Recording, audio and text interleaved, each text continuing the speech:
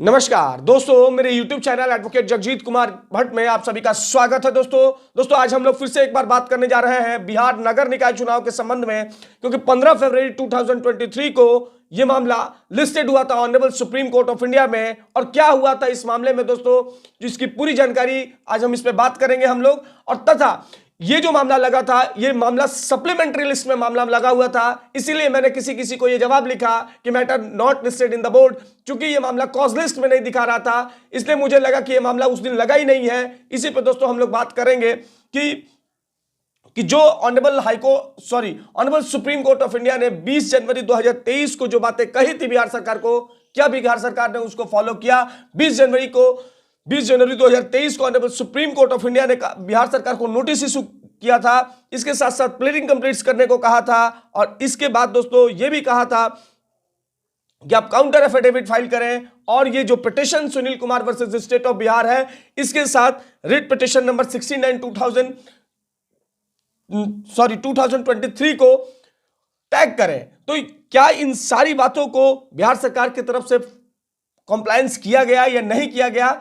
तो सबसे पहली बात दोस्तों कि स्टेट की तरफ से काउंटर एफिडेविट भी फाइल करने, डिटेल काउंटर एफिडेविट फाइल करने को भी honourable supreme court of India ने कहा था। और सरकार जिस तरीके से इसमें काम कर रही है दोस्तों, अपनी लीगल रीजनिंग लगा रही है और चाहती है कि थोड़ा सा समय जो है कोर्ट में एक्सटेंशन मिले, और जो है अपनी लीगल रीजनिंग लगाने में एडवोकेट्स लगे हुए हैं सरकार को बचाने में।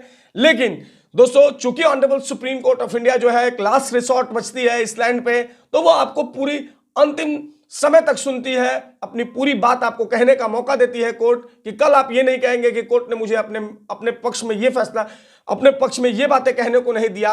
पूरी बिहार सरकार को यहाँ पे एग्जम्पशन दी गई है कि आप अपनी पूरी बात जो है कोर्ट से कहें। तो दोस्तों चूंकि मैं ये वीडियो उस दिन नहीं बना पाया था, जो कि मेरे साथ कुछ पारिवारिक कारणें चल रही हैं, इस वजह से मैं ये वीडियो नहीं बना पाया था दोस्तों। और आप देख भी रहे होंगे कि मैं वीडियो बना भी नहीं पा रहा हूं। तो अभी जब भी, और मैं इसलिए सुप्रीम कोर्ट में मौजूद भी नहीं था, और जब 21 तारीख को इस मामले की सुनवाई फिर से होगी, अगर मैं सुप्रीम कोर्ट रहा तो मैं आपको बढ़िया से और भी जानकारी दे पाऊंगा। लेकिन नहीं भी रहा तो इस वीडियो के माध्यम से अपने तमाम रिसर्च वर्क करके मैं आपके सामने जरूर उन सत्य बातों को रखूंगा। तो सबसे बड़ी बात दोस्तों कि जो सुनवाई हुई है, उस सुनवाई में ऑनरेबल कोर्ट ने क्या कहा है, मीडिया रिपोर्ट्स के मालूम चला है कि दोस्तों रेस्पोंडेंट नंबर 4 जो है the state election commission Bihar, इस मामले में अपना डिटेल काउंटर एफिडेविट फाइल किया है। और उसमें क्या उन्होंने कहा है, हम इस पे बात कर लेते हैं दोस्तों। जो काउंटर एफिडेविट फाइल किया गया है बिहार स्टेट इलेक्शन कमीशन की तरफ से, पॉइंट नंबर 2 में कहा गया है उनकी तरफ से कि that the petitioners has filed SLP challenging the order dated 19/10/2022 passed in the civil review number 240/2022 thus the order dated 9/10/2022 has been passed in the number of petition filed by the state and the state election commission. The petitioner has filed a SLP against the civil review. The order has become final for the rest of the cases. इसके साथ साथ point number 3 में कहा कि that the present SLP is not maintainable since now it is a settled principle of law that the SLP is not maintainable against.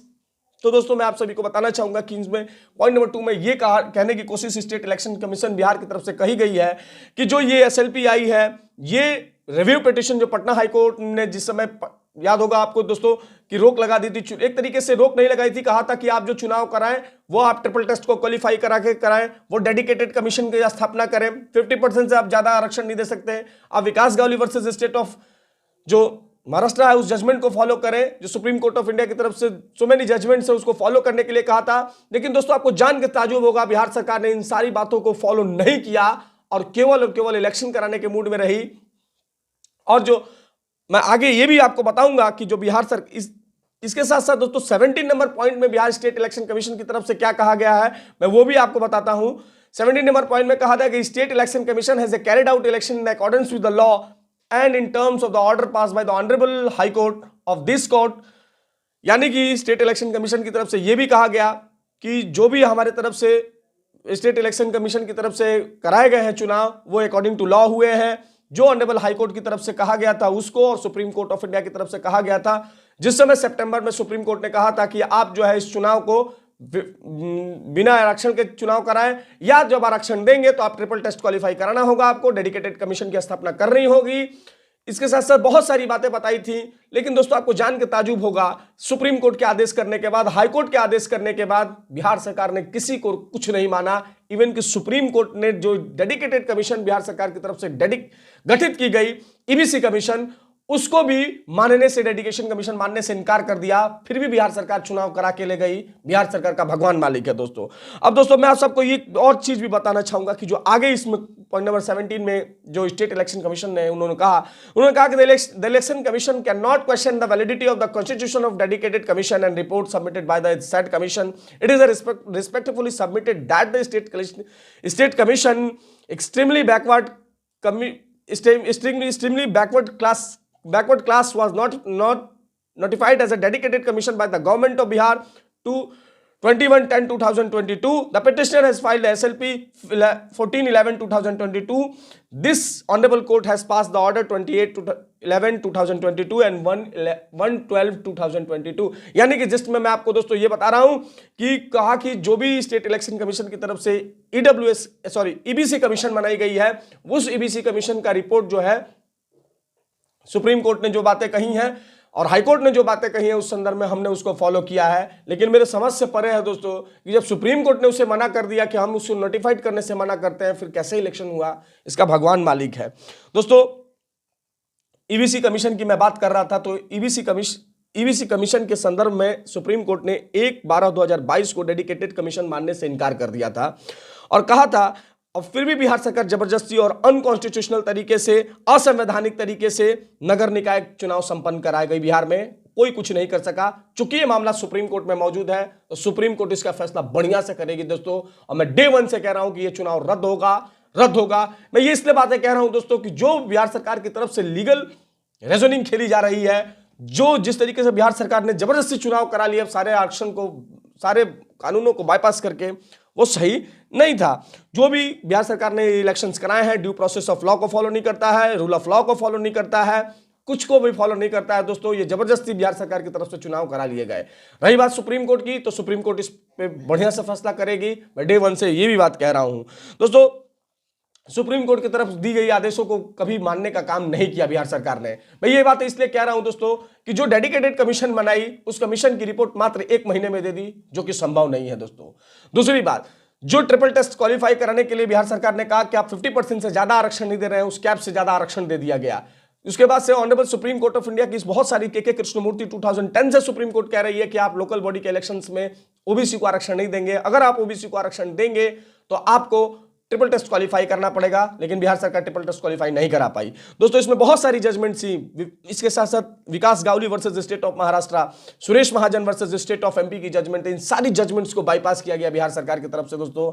Bihar सरकार, इतना ही नहीं दोस्तों, जो अगर ये कराई होती बिहार सरकार, ट्रिपल टेस्ट क्वालिफाई करा गई होती, तो रिजर्वेशन का रोस्टर जो है इलेक्शन में बदल गया होता। लेकिन उसी रिजर्वेशन के रोस्टर पे ये चुनाव कैसे हो गए।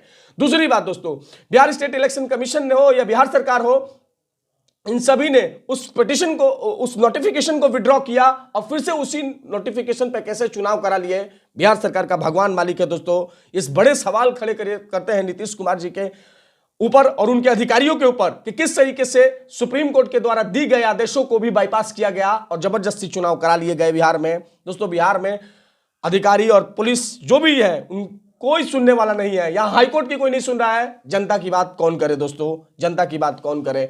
बहुत तेरे प्रश्न है दोस्तों, कुछ लोगों के प्रश्न भी आए। बहुत सारे लोग चाहते हैं कि प्रश्नों का मैं जवाब दूं, तो दोस्तों मैं इस वीडियो के माध्यम से आपको बताना चाहूंगा कि जल्द ही मैं जो है लाइव वीडियो के माध्यम से आपके सारे प्रश्नों का उत्तर दूंगा। बाकी देखते रहे आप मेरे YouTube चैनल दोस्तों। मैं इस पे एक और वीडियो लेके आऊंगा दोस्तों, डिटेल जब सुप्रीम कोर्ट की तरफ से जो बातें बताई जाएंगी उस पर मैं जरूर एक डिटेल वीडियो लेके आऊंगा। बाकी देखते रहे मेरे YouTube चैनल दोस्तों, शेयर करें, सब्सक्राइब करें, लाइक करें मेरे YouTube चैनल को दोस्तों। धन्यवाद दोस्तों, धन्यवाद।